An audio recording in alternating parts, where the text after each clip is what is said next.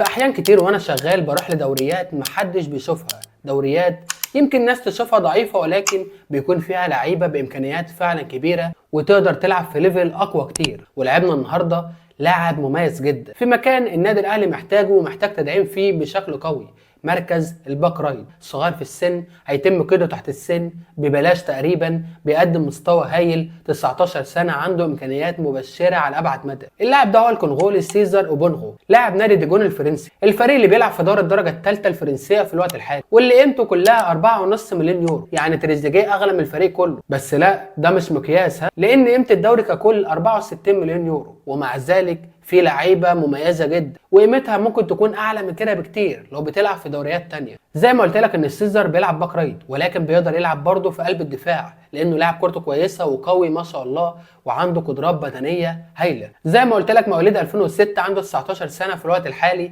يعني لو انضم للنادي الاهلي هيتم قيده كلاعب تحت السن، وقيمته التسويقيه 50,000 يورو فقط.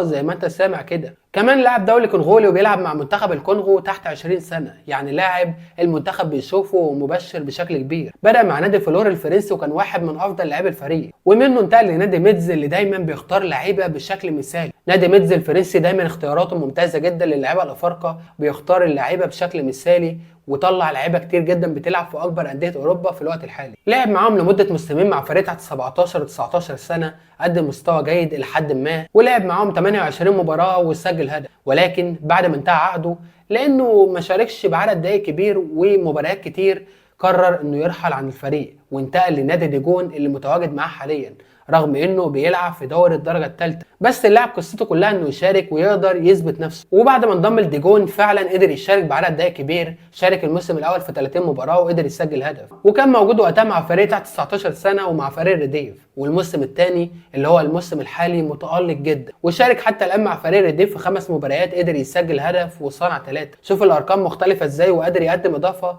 لانه بيشارك. مش بس كده، ده شارك كمان مع الفريق الاول في 6 مباريات وقدر يسجل هدف. والحقيقه انه بيقدم مستوى لافت للنظر جدا، وبيقدم موسم ممتاز حتى الان. لاعب عنده قدرات هايله، يقدر يقدم اضافه كبيره للنادي الاهلي، خصوصا انه لاعب هيتم قيده كصفقه تحت السن. ولو اتكلمنا عن مميزاته، هو لاعب بدنيا ما شاء الله قوي، سواء في الالتحامات الارضيه او حتى الهوائيه، ولاعب بيكسب التحامات بشكل قوي جدا ما شاء الله. وعلى المستوى الدفاع مدافع الصلب وقوي في الالتحامات زي ما قلت لك، وغلس بالمعنى الحرفي للكلمه، صعب تعدي منه. كمان مجهوده كبير جدا ما شاء الله في الملعب، لو لعب باك رايت هتلاقيه بياخد الخط ده لمده 90 دقيقه رايح جاي، شغال ما بيعطلش ما شاء الله. يعني لاعب قدراته الهجوميه جيده جدا، في الواحد على واحد بيقدر يعدي، يمكن هو مش احرف حاجه ولكن عنده حلول، بيقدر يعدي، بيقدر يعمل عرضيات من اي مكان، عرضياته بتمثل خطوره بنسبه 70%، يمكن محتاج شغل اكبر، ولكن هو لاعب عنده دقه عرضيات جيده الى حد ما، سريع ما شاء الله، لاعب عنده تكمله داخل الصندوق بشكل جيد جدا. فانا اتمنى النادي الاهلي يفكر في اللاعب ده، هيتم قيده تحت السن، لاعب سعره مش كبير، 50,000 يورو فقط، لو انضم هيقدر يكون جاهز ويلعب.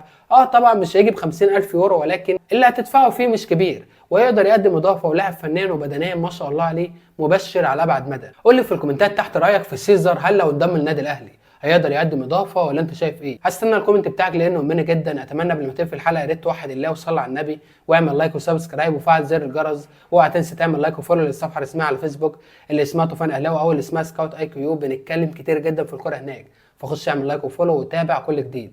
نتقابل بخير، سلام.